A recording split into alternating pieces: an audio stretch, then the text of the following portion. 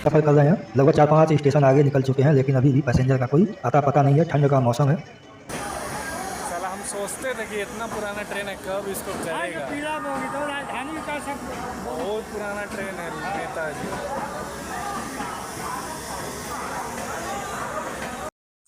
नमस्कार दोस्तों, आज हम चलते हैं एक ऐसे स्थान पर जो कि द्वापर युग और त्रेता युग के घटनाओं से संबंधित है और भगवान श्री रामचंद्र जी और भगवान श्री कृष्ण जी के विशेष कृपा है इस स्थान को। उस विशेष स्थान को देखने की अभिलाषा करते हुए फाइनली मैं अपने निवास स्थान कोलकाता के हावड़ा रेलवे स्टेशन से सफ़र पर निकल चुका हूँ।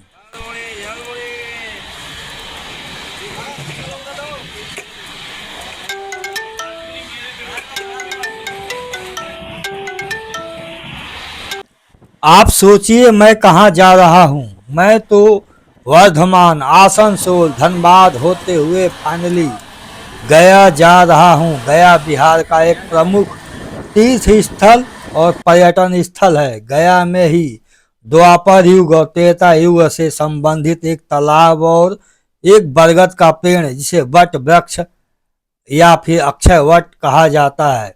इन दोनों स्थानों को मैं स्वयं वहां पर जाकर आप लोगों को दिखाऊंगा, अपने इस वीडियो के माध्यम से दिखाऊंगा और उनका महत्व भी आपको बताऊंगा।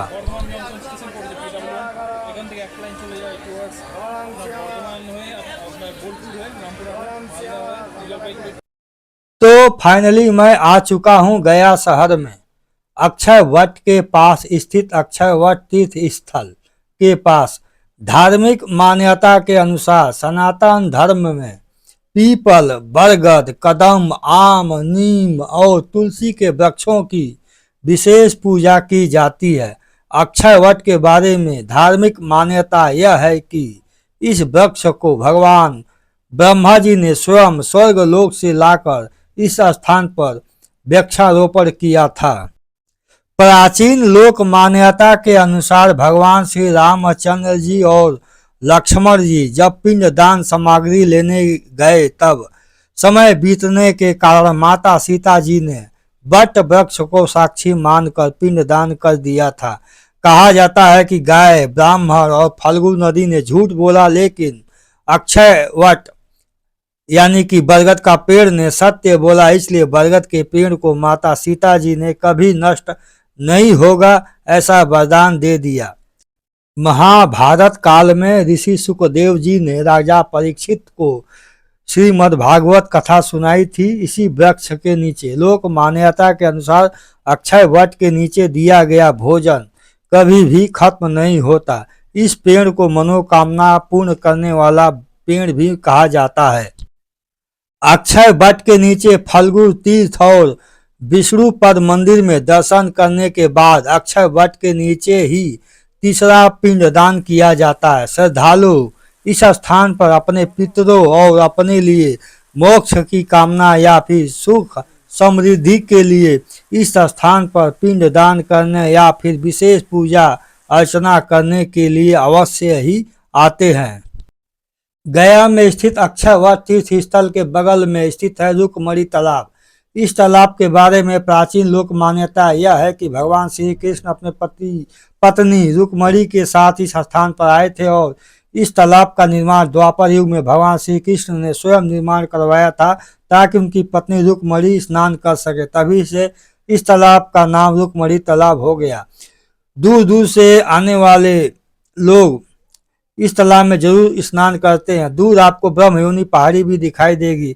इस तालाब के बारे में धार्मिक मान्यता यह है कि निसंतान महिलाएं अपने साड़ी या दुपट्टा के आंचल में एक सुपारी और एक सिक्का बांधकर इस तालाब में स्नान करती हैं और फिर इस तालाब के पास स्थित अक्षय वट पर पूजा करती हैं। तो कहा जाता है कि उस महिला को अवश्य ही संतान होती है। यह स्थान द्वापर युग और त्रेता युग से जुड़े होने के कारण और ब्रह्मयोनी पहाड़ी के समीप होने के कारण और माता सीता, भगवान राम और लक्ष्मण और माता रुक्मणी और भगवान श्री कृष्ण से संबंधित होने के कारण एक पवित्र स्थान बन जाता है।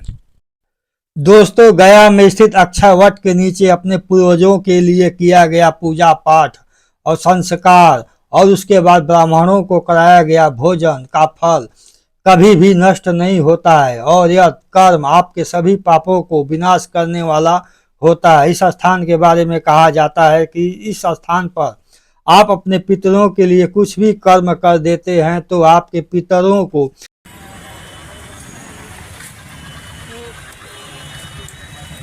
ब्रह्मलोक में आवागमन का रास्ता क्लियर हो जाता है। इस वृक्ष के नीचे आप सभी एक भी ब्राह्मण को भोजन करा देते हैं तो 1 कोटि ब्राह्मण के भोजन के समान होता है। त्रेता युग में माता सीता ने इस वृक्ष को अमर होने का वरदान दे दिया था, इसलिए इस स्थान का विशेष महत्व है। इसलिए इसे अक्षय वट यानी कि कभी नष्ट नहीं होने वाला बरगद का पेड़ कहा जाता है।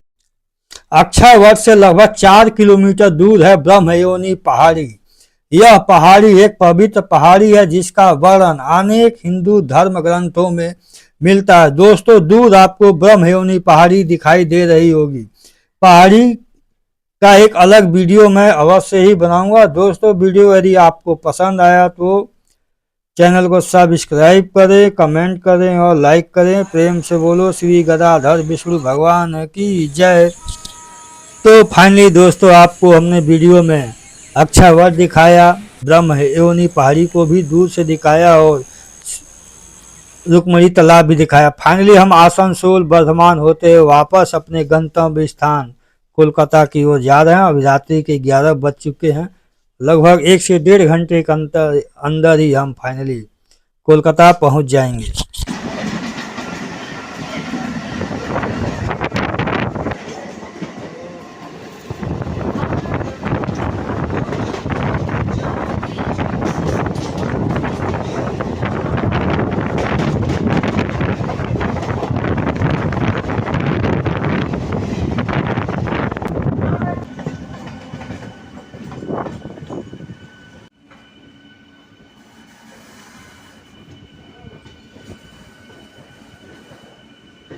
तो फाइनली हम हावड़ा रेलवे स्टेशन पहुंचने वाले हैं। हावड़ा के आउटर साइड में हम आ चुके हैं। कुछ देर में ही हम हावड़ा रेलवे स्टेशन पहुंच जाएंगे। दोस्तों वीडियो यदि पसंद आए तो वीडियो को लाइक करें, चैनल को सब्सक्राइब जरूर करें।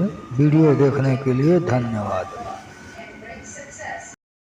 तो फाइनली हम रात्रि के 12:30 बजे के करीब में हावड़ा रेलवे स्टेशन पहुंचने वाले हैं और ये है दोस्तों Howrah railway station. Howrah railway station पहुंचने के बाद हम लगभग आधे घंटे की बस जर्नी करने के बाद फाइनली अपने गंतव्य स्थान पहुंच जाएंगे। दोस्तों वीडियो को लाइक करें, चैनल को सब्सक्राइब करें। वीडियो देखने के लिए बहुत बहुत धन्यवाद। कुछ भी बात हो तो आप कमेंट भी जरूर कर सकते हैं। प्रेम से बोलिए आदि गदाधर विष्णु भगवान की जय।